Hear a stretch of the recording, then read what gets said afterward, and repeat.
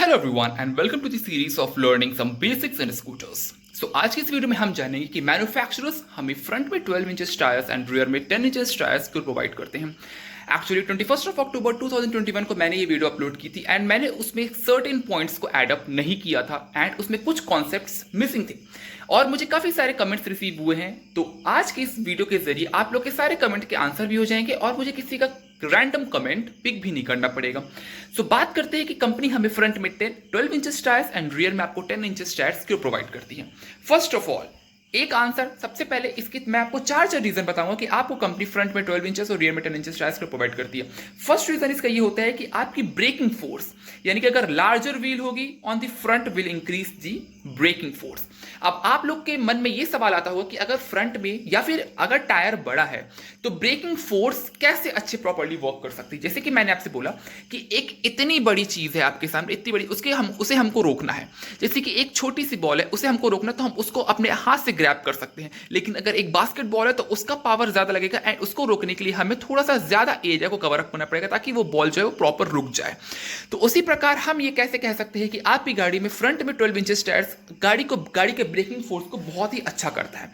उसके पीछे का लॉजिक बेसिकली ये है, जो लार्जर टायर होते हैं ये वाइडर भी होते हैं। ये आप सोचिए कि अगर आपको पीछे का 10 इंचेस टायर्स प्रोवाइड कर रही कंपनी और फ्रंट में 12 इंचेस टायर्स प्रोवाइड कर रही कंपनी, तो ये बहुत ही सिंपल सी बात है कि आपके जो फ्रंट के जो टायर्स हैं वो थोड़े से वाइड भी होंगे और थोड़े से चौड़े भी होंगे, यानी कि थिक भी होंगे, मतलब मोटे भी होंगे, और वाइड यानी कि थोड़े चौड़े भी होंगे, जो कि इसके सरकमफियरेंस में काफी ज्यादा वेट डालते हैं। अब जब वेट डालते हैं इसके सरकमफियरेंस में तो हमारी गाड़ी जो है कुछ वेट, जैसे कि हमारी गाड़ी फ्रिक्शन हो रहा है हमारी गाड़ी में, जैसे कि मैंने आपसे कहा कि ये आपके टायर है और रोड और गाड़ी के मूवमेंट, गाड़ी के टायर के मूवमेंट के बीच फ्रिक्शन क्रिएट हो तो ऑटोमेटिकली हमारे इंजन को पावर लगानी पड़ता है कि हमारी जो ये व्हील है वो आगे बढ़ सके।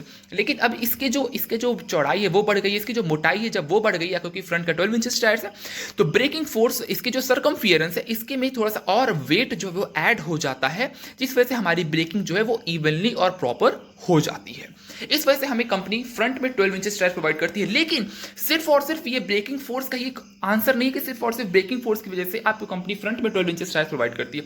इसके पीछे का एक और लॉजिक है, मैं आपको बताना चाहता हूं। सेकंड आपका लॉजिक आ जाता है, वो है आपका टॉर्क। अगर जितना स्मॉल व्हील होगा, यानी कितनी छोटी चीज होगी, आप उसको उतनी ही दूरी पर फेंक पाएंगे। जैसे कि मैंने आपसे कहा कि आपको एक छोटी सी बॉल, यानी कि एक टेनिस की बॉल आपको दूर तक फेंकनी है तो आप उसको बहुत ही इजीली दूर तक फेंक लेंगे। लेकिन मैं अगर आपसे कहूं कि आपको एक फुटबॉल या फिर बास्केटबॉल को दूर तक फेंकना है तो आपको बहुत ज्यादा पावर लगानी पड़ेगी किसी चीज को दूर फेंकने के लिए। उसी सिचुएशन पे काम आता है आपका टॉर्क। तो टॉर्क बेसिकली क्या करता है, तो टॉर्क टॉर्क एक तरह का फोर्स होता है जो कि आपके मतलब एक ऑब्जेक्ट को रोटेट करने में हेल्प करता है। मैं आपको दिखाता हूं।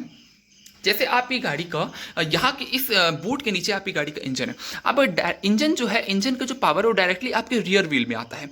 तो रियर व्हील जितना ही बड़ा होगा वो उतना ही आपकी गाड़ी का वेट ऐड करेगा, उतना ज़्यादा थिकनेस और आपकी गाड़ी की चौड़ाई और मोटाई को ऐड करेगा। तो जितना ज़्यादा वेट और जितनी ज़्यादा उसमें पावर कम आएगी उतनी व्हील उसका उतना ही जो है आपकी गाड़ी वो कम धीमे मूव करेगी, बिकॉज रोड में और टायर के बीच में फ्रिक्शन क्रिएट होता है। तो टॉर्क बेसिकली एक पावर होती है जो कि आपके ऑब्जेक्ट को रोटेट करने में हेल्प करती है। तो आपने टॉर्क वर्ड सुना होगा जब आप कार की वीडियोस देखते हैं, तो टॉर्क आपने 350 newton metre torque, 450 newton metre torque, 500 newton metre torque. तो टॉर्क बेसिकली किसी ऑब्जेक्ट को रोटेट करने में हेल्प करता है। तो आज आप समझ चुके होंगे कि बेसिकली टॉर्क हमें हमारी गाड़ियों में क्यों प्रोवाइड किया जाता है। अब मैं थर्ड बात करता हूं कि थर्ड क्या रीजन होता है। थर्ड रीजन होता है हैंडलिंग। अब हैंडलिंग क्या होती है कि जब आपकी गाड़ी में आपको 12 इंचेस, फ्रंट में 12 इंचेस और रियर में आपको 12 इंचेस टायर प्रोवाइड किया जाए तो हैंडलिंग कैसे बेटर हो सकती है।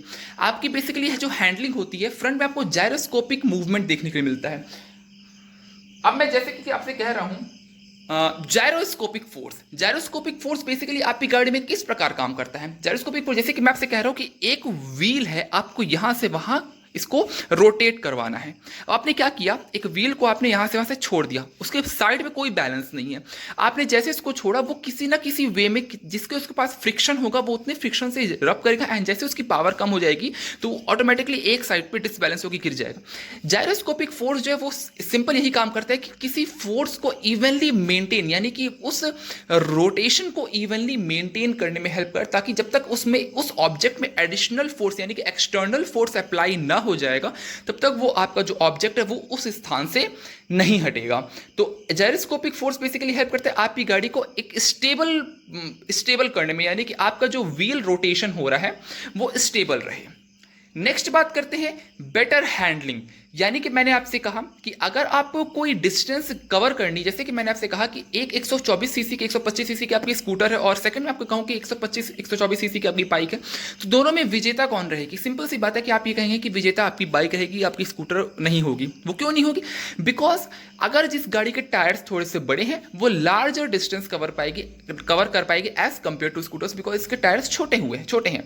तो वही मैं कहूँगा एक छोटी सी टेनिस की बॉल को मैं यहाँ रखूंगा, एक बड़े से बास्केटबॉल को रखूंगा, मैं धीमे से इसको पुश करूंगा तो ये ज्यादा एरिया कवर करेगी as compare to tennis ball, क्योंकि इसमें जो फ्रिक्शन है, इसका जो फ्रिक्शन है वो ग्राउंड के सरफेस से ज्यादा जल्दी कांटेक्ट में आ रहा है as compare to basketball, because उसका एरिया बहुत बड़ा है और इसका जो एरिया बहुत छोटा है, तो ये फ्रिक्शन इसमें रोड के कंपेरिजन में थोड़ा ज्यादा जल्दी होगा एज कंपेयर टू बास्केटबॉल और फुटबॉल, जो जिसका भी चाहे आप एग्जाम्पल ले सकते हैं। तो ये होता है डिफरेंस। फ्रंट में कंपनी आपको 12 इंचेस के टायर्स और रियर में आपको 10 इंचेस के टायर्स को प्रोवाइड करती है। अब एक सवाल ये आता है कि जब ऐसा ही है तो आपको कंपनी दोनों तरफ 10 इंचेस टायर्स को प्रोवाइड नहीं कर देती है।